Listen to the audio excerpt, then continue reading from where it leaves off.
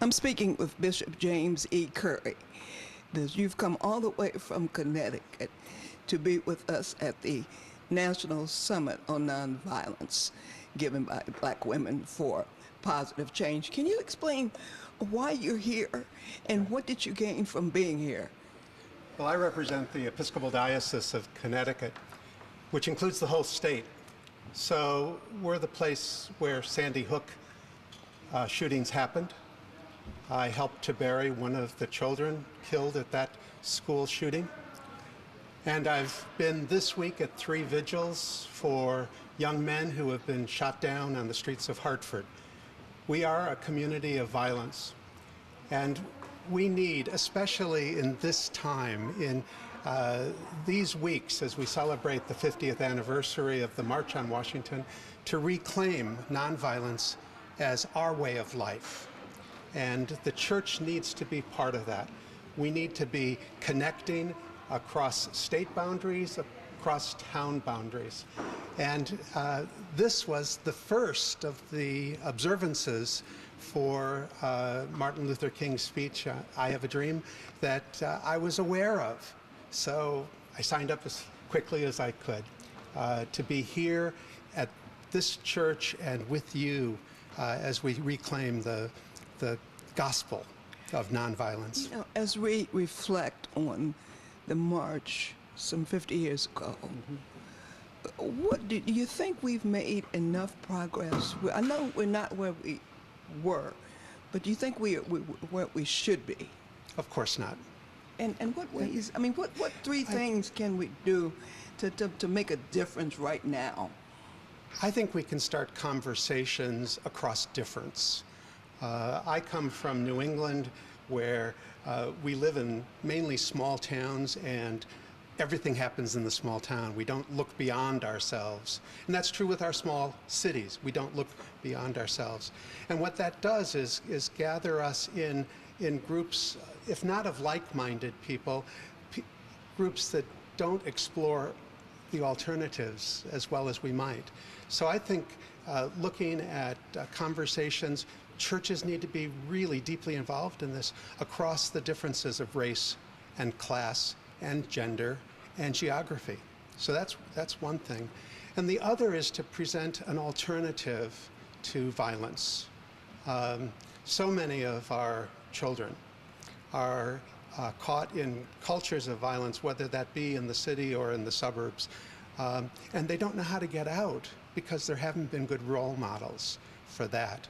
There haven't been strong enough examples of how people work out difference, work out disagreements without going back to just using the weapon. Whatever that weapon of choice is, it may be words, it may be fists, it may be guns. Thank you very much, Bishop Curry. Thank you for coming. Thank you. I'm talking to Dr. Lonise Bias, who is one of our major speakers at the conference on ending the culture of violence here at Metropolitan AME Church in Washington, D.C. Dr. Bias, can you speak, the only way that you can speak, on why this conference is so important to you?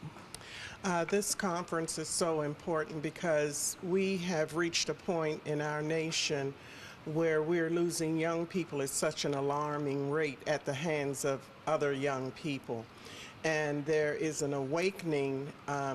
This conference represents an awakening of conversation and discussion with our young people and those adults that are in the realm of young people, how to move forward from this. I am the mother of Len Bias that died some 27 years ago, 2 days after being drafted by the Boston Celtics, and the mother of Jay Bias that was gunned down some 24 years ago. And I have used the deaths of these 2 young men as an opportunity to travel throughout the nation, encouraging both young people and adults alike. Some 27 years ago, when I first started speaking, I was talking about nonviolence and drugs and the different changes that need to be made within community. One of my pet peeves today is that we do not put enough emphasis on prevention. of any of the social ills that our young people are confronted with today. Through the Lennon J. Bias Foundation, we believe that our young people are reachable, teachable, lovable, and savable, but we must change our approach in adapting to their needs, because what worked in 2000 won't work in 2013. And as we look at our young people and we see the challenges that they're going with, we're here in celebration this weekend of the 50th anniversary of the March on Washington with Dr. King. But as we look at that, we have to understand that there's a progression. We're talking about using what worked in 1963 and 2013. So there has been a progression. And as we progress, as we look at the years, we have to progress with the years. There are very few homes you can go into today and see the old TVs. Everyone has flat screens. Everyone is looking at technology in their hand, but yet we're still using old methods to try to handle these new problems we're confronted with.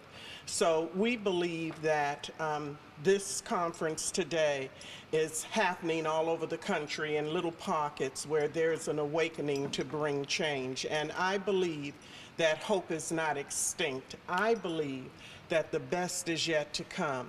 The thing that I thought would kill me 27 years ago when I lost my first son, and then 4 years later my second son, I thought I would be out of my mind.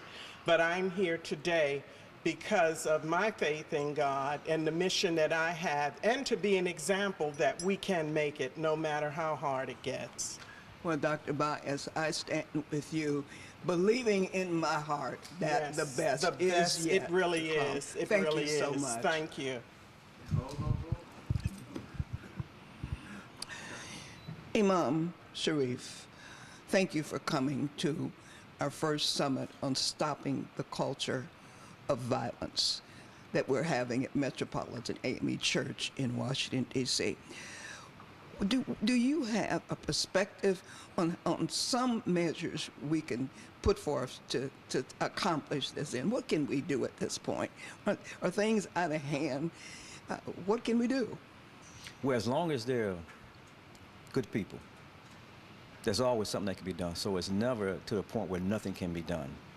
You know, just looking at the film that was shown on Second Thought, they showed in that film that whoever has the greater love, that's what wins. And that's one of the reasons why I like this particular summit being put on by Black women for positive change, because women represent by nature compassion and love, and that's what's really missing. So that's something that we can do. We're not doing enough of that to show that we love, that we care, you know.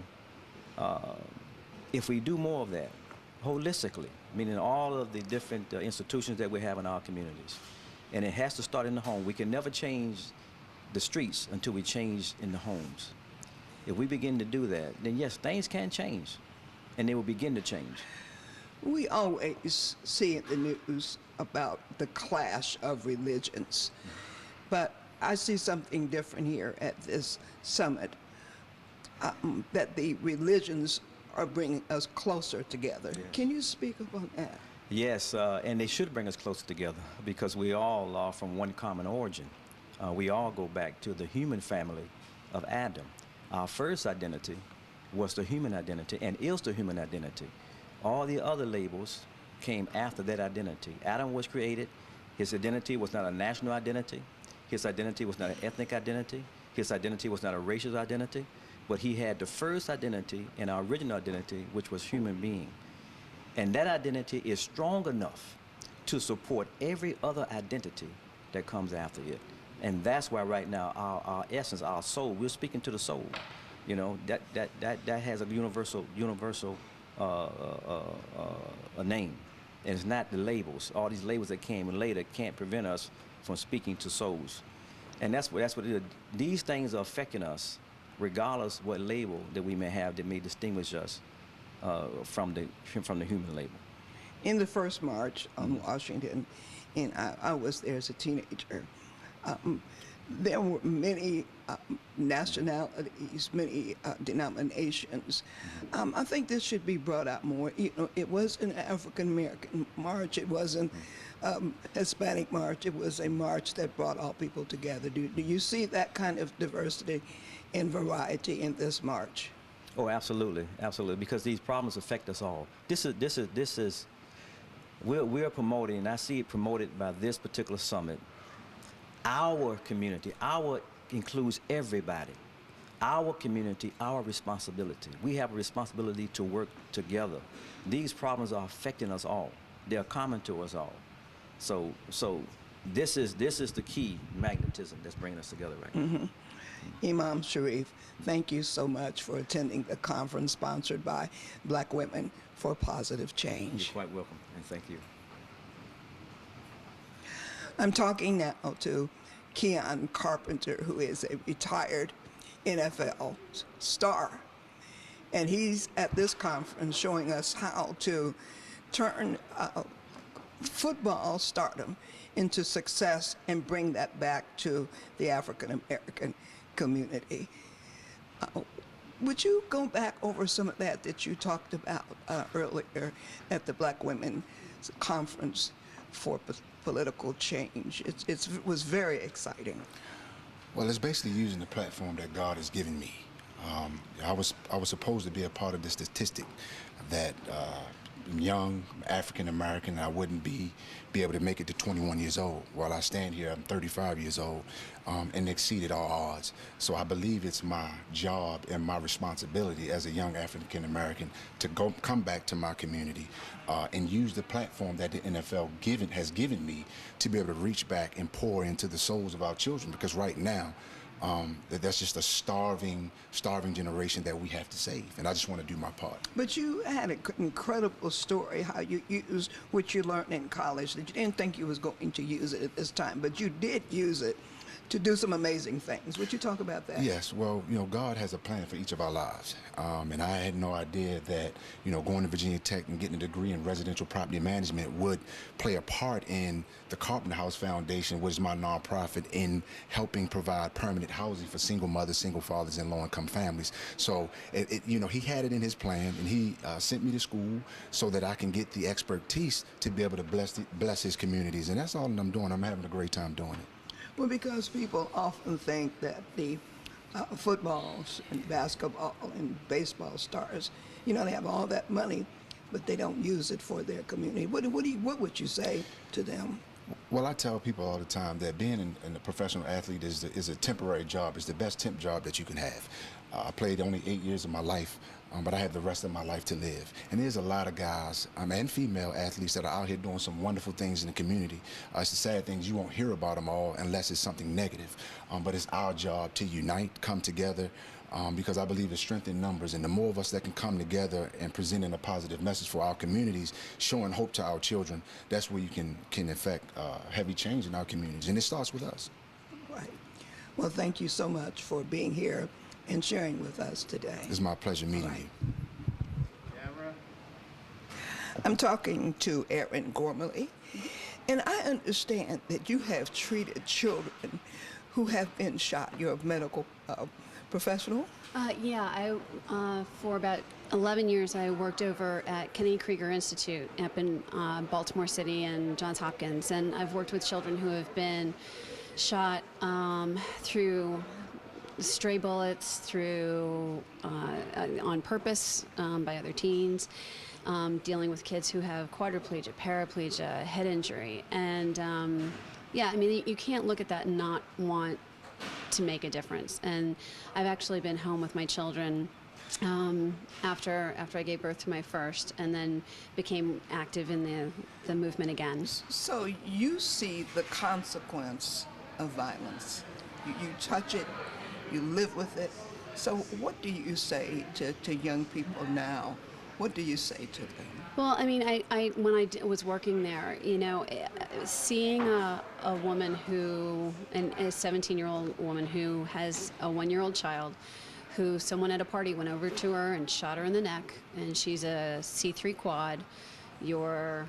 Can't move in bed, can barely breathe for yourself, and you don't always die. It's not just a death. It's living with bed sores. It's having somebody clean you up. It's not knowing your own name, not being able to walk, trying to get, you can't feed yourself, having to have a tube to feed themselves. Sometimes they don't see there are worse things that can happen. You're trying to make a difference because this perspective is changing you. Can you speak to that? Well, when I was home with my children, Sandy Hook had occurred, and it happened. I happened to have a first grader at the time. It was his birthday party actually that day, and I think that there were a number of people who were moved. But I also grew up in Plainfield, New Jersey, and was in the projects for a couple of years.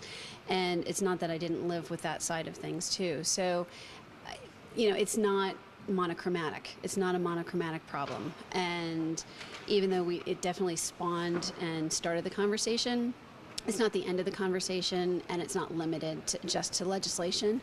It's cultural, and as a culture and working on some of the gun violence legislation, there's definitely violence issues that need to be discussed. Mm-hmm. Now, you're here at the National Summit, whose goal is to stop the culture of violence.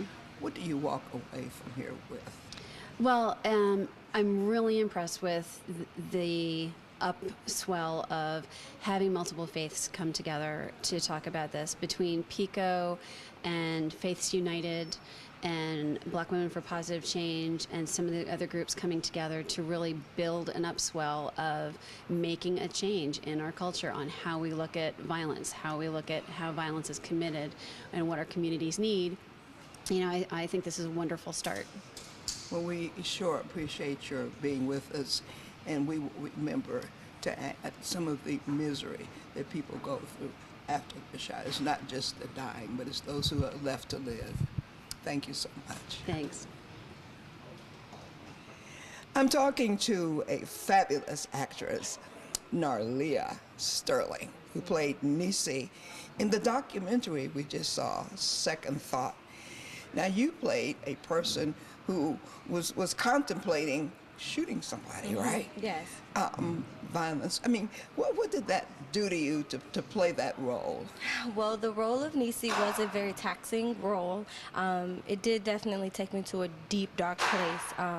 That does reside in each and every one of us. That's the point of the film, is to make a second thought, have that moment to think, is this the person that you want to bring out? So for Nisi, I had to bring that character out. She unfortunately does take the life of Kim in the film, and preparing for that role was crucial. I had to really think about my community. I had to think about the job that was being done and the message that would be portrayed, as well as portraying Nisi as a human character, as any one of us, as we all are, as we make decisions in those moments. Might not be the best, but yeah. Well, I know that this was a play, but in real life, did life imitate art, or did art imitate life? Well, On Second Thought was based on a true story. There were two high school students in Boston, Massachusetts, one conspired to kill the other, based around a basketball player. So with this story, it is art reflecting life, and usually in most situations, art is a reflection of what you see. In this, as far as me playing the role of Nisi, there have been times when, yes, me as Narlyia would have, had a violent streak or a violent moment and rushed to an instinct that I had not thought about. Anybody can say that. But to take that second thought, take that moment and to consider the next moment, what would happen afterwards and the repercussions, a lot of our youth don't take that moment. They don't see it. They just see the pain that's right here, the tunnel vision, the red. And I just feel like if they take that moment like Nisi did and breathe, relax, think about her foundation, think about her father, the people that would be hurting the most if you made that decision, if you just think about them, it will alter your final decision. So that was one of the messages I definitely wanted to get across in the film, and especially because it's based on a true story. Now that young mother is in jail, her child does not have a parent, the father's on the run, the other mother is dead. So it's a ripple effect. In the movement, artists, actresses, and actors and singers. The arts have been very important to push the movement and to bring life into the movement. How do you see the arts affecting this movement that we're in now, this revamping and revitalizing the King movement? A lot of things are happening right now in the arts, especially with black arts. There's a shift going on. I don't know where it came from. Well, it came from the march. It's 50 years later and things are taking place and they're finally being laid. So yes, art is definitely making moves. There are some trendsetters. There are people that are in the public figure that are definitely at the forefront. And I feel like I wish there were more people at the forefront. Me playing my part as an actress, I'm doing what I can do to better my community, number one, to better myself, and to express and to show what's on the inside, the life of an artist, in creating a new world, and creating a world full of art, full of change and intellectualism. We need to think. We need to breed knowledge and breed art and creativity, because that's how you move things. That's how you make things happen. Well, thank you very much, and continue your fine acting. Thank you. I'm now talking to the very Reverend Gary Hall, Dean of the Washington National Cathedral. It's wonderful to be here. Welcome to the National Summit on Stopping the Culture of Violence. Wonderful. As we look to the March on Washington, how do you think that this will affect what is going on in the nation as we think about violence? Well, the cathedral, along with many other churches in the Washington area, have really gotten involved in the campaign to prevent gun violence. And as you know, I used to work in Chicago, which has just had a terrible spate of murders on the South Side. And so the problem of gun violence is still a major problem.